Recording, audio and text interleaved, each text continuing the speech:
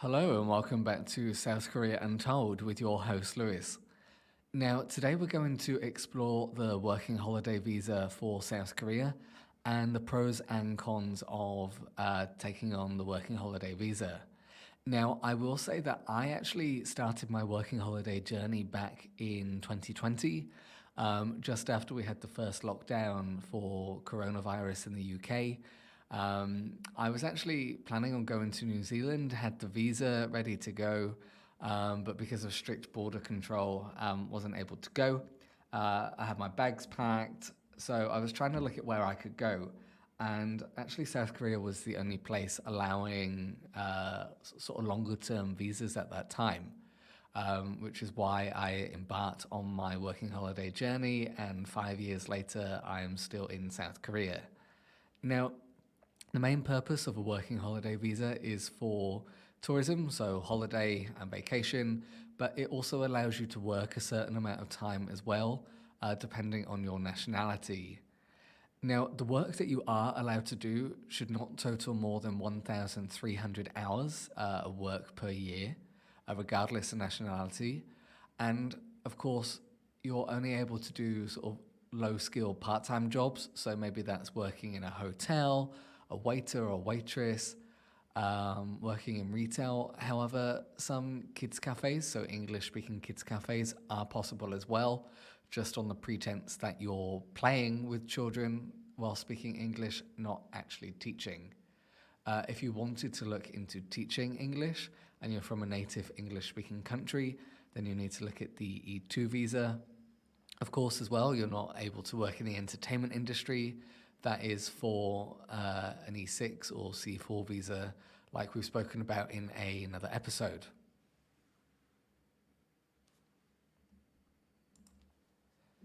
Now, a great thing about the working holiday visa as well is that it actually lets you study the Korean language. Now, most of the time to study the Korean language, you will need to hold a D4 visa. But with the working holiday visa, to gain a deeper understanding of local culture and local traditions, you are allowed to study the Korean language. And depending on the nationality, it has the time period that you're able to study for. So, being from the UK, there's no limitation. But for example, if you're from Canada, there is a limitation on the amount of time that you can study the Korean language for. So do definitely check out websites like Gogo Hanok and also the official Korean government website and look for H1. Now, H1 is the name of the working holiday visa. So once you've applied for your working holiday visa and you land in Korea, you will have 12 months from the date of entry.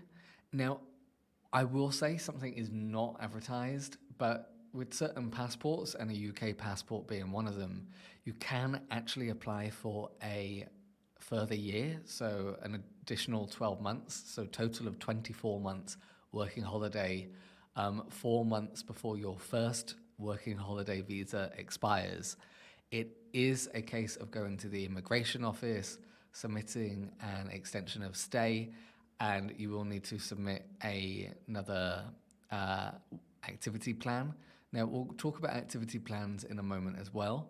But actually, some tips and advice that I have is that you must be present in your home country while applying for the working holiday visa.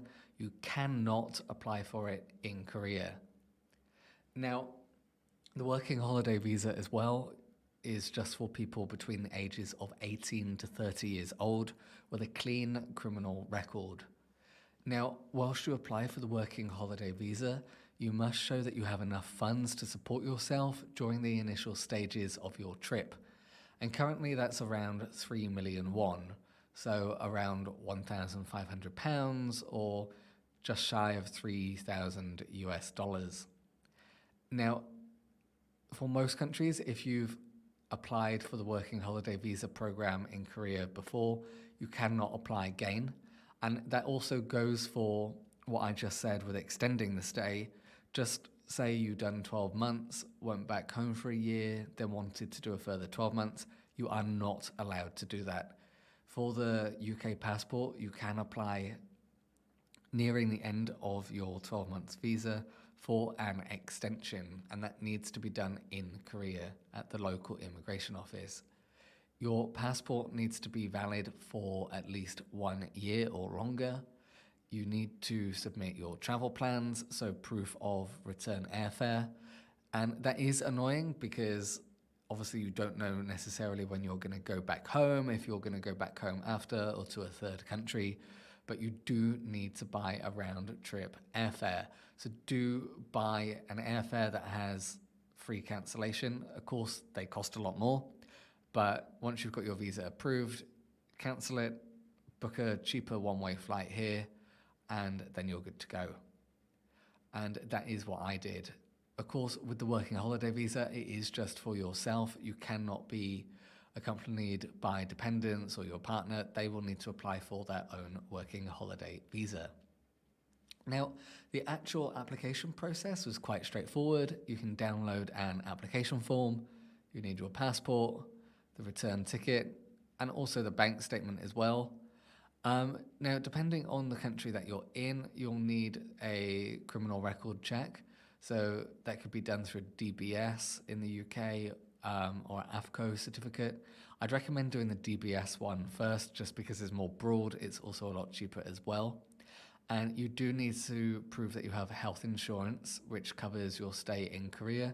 Now, when I applied for mine, I just used my annual travel insurance, which was around sort of £26, and that's all I provided. One thing you will need to check and that you will need to do is that you have a full health certificate proving that you do not suffer any disease, and also you need to show that you have a TB, a tuberculosis vaccination.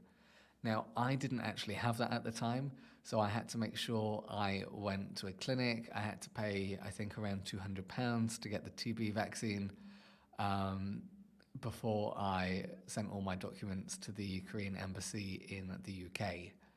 Now, it was worth doing, so that obviously paid off because I'm still here, but that's something to be mindful of. Now, when it comes to travel plans, you need a detailed 12 months plan of your trip, otherwise known as the activity plan. Now, you can download a form or you can just make a 12-month itinerary yourself. You do need to put details. So, for example, in mine, I put January to February, traveling in Seoul, learning about Korean culture, finding a part-time job. Done. Then February, maybe move to Daegu, find a local language exchange, travel, do a temple stay, and go to the Apsan mountain. Month 3 for March, travel to Busan, find a part-time job, and enjoy the summer months. So it doesn't need to be too in-depth, it does just need to have a rough plan of what you'll do during your time here.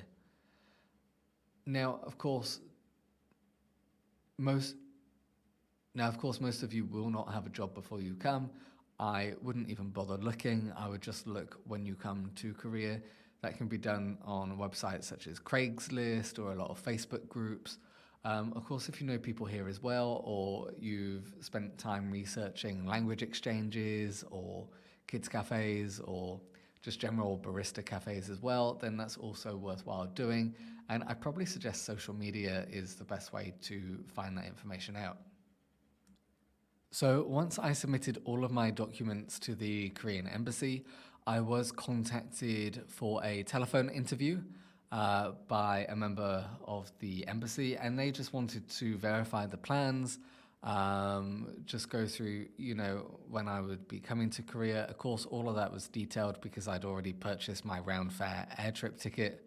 It was just more of a screening interview, which took no more than 5 minutes. Now, once that interview was complete, I was fortunate to actually get all of my documents back within about 3 days with the visa reference number all being approved. Now, of course, at the time that I did apply, I think not many people, if any, were applying because it was the height of COVID. So my actual process upon submitting all the documents took less than 10 days. Once you do have approval for the working holiday, you do need to travel to Korea within 90 days, I believe. But I think right now the application process can take anywhere to 3 to 4 weeks. So do make sure that you are going to be ready to go once you've sent everything off, and once it has been approved, that you're ready to come to Korea pretty quickly. Now, when you land in Korea, you will need to start the ball rolling with opening up a bank, arranging a phone plan, and also going to the immigration office to register your address and details. So for that, when you're there, you'll need to apply for an ARC or Alien Registration Card. But I actually do believe you need the ARC card first before you can open your bank account. So just make sure that you've got a good rate with your overseas bank or enough cash for the initial couple of months whilst you're here. Now, what I found really great about the working holiday visa is because you're not actually tied down to any one employer. You can just travel around the country as you please. Then perhaps if you want a job for extra income, you can pick up a job, work a couple of hours, a couple of weeks, then head to your next place. You're not tied down to one employer.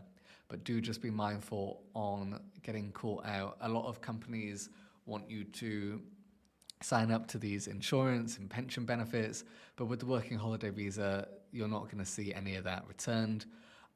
Health insurance, so the Korean health insurance is mandatory, but it's something that you should do whilst you're here, and that allows you Korean healthcare for a good price. Now, of course, I wanted to experience and see what Korea had to offer during my working holiday visa, so I wasn't just in one place. Of course, I started my journey in Seoul, and I traveled then down to a smaller city called Daejeon, where I actually worked in a language exchange, but this one was quite interesting. So I wasn't actually paid for my time, but I had free accommodation and basic food provided as well. Now, with the language exchange that I did, it was actually just for 2 or 3 hours, a couple of days a week. And it was just talking English, conversational English to Korean university students, since it was located near the university. And that was actually really fun. I got to live with a Korean person, some people from America, some people from Czech as well. So I had a great time doing that. And after I stayed there, I actually went further south. So near to Busan is a small town called Gimhae. And on Gimhae, I worked on a strawberry farm. Now, of course, this was definitely out of my comfort zone, but the strawberry farm, I did get paid. So I'd done 4 hours work a day. The time changed whether it was morning or afternoon, depending on the shift pattern, but it was just a case of picking strawberries. Now, to some of you, that might sound mundane, and it did for me before, but during the height of winter, being in a greenhouse, I had a great time. Not only were the strawberries delicious, but we also done some filming at that time for a KBS documentary, and the homestay that I was at actually put on events, so they'd take us out for food. We went to Busan one night, so there were lots of different recreational programs as well. And of course, all the food was supplied, and once a week they would buy a bunch of alcohol, keep it in the room, and it was good to go. So we had a really awesome time. After that, I traveled up to Daegu. I was only planning to stay in Daegu for 1 week, but then I got offered a job at a English-speaking language kids cafe. Now, you are able to work in English-speaking kids cafes on a working holiday visa as long as you're not teaching. So a lot of the jobs will have the role facilitator written down. It just means that you're supervising the children whilst playing with them, so maybe doing arts and crafts or playing in the ball pool or playing Lego, and you're just communicating in English. There is a very fine line between the facilitator job and a E2 visa, but as long as you're not conducting a class, to students and they're learning in an educational setting, a formal educational setting, then that is fine. Now, they do tend to pay better, and therefore I stayed in Daegu after I stayed for a couple of months, not just doing the kids cafe. I was actually working um, back in my UK company as a remote job as well. Um, but I kept the kids cafe as a part-time job, mainly on the weekend and maybe 1 or 2 days in the week, because I still wanted that free time, that experience of Korean culture and just traveling around as well.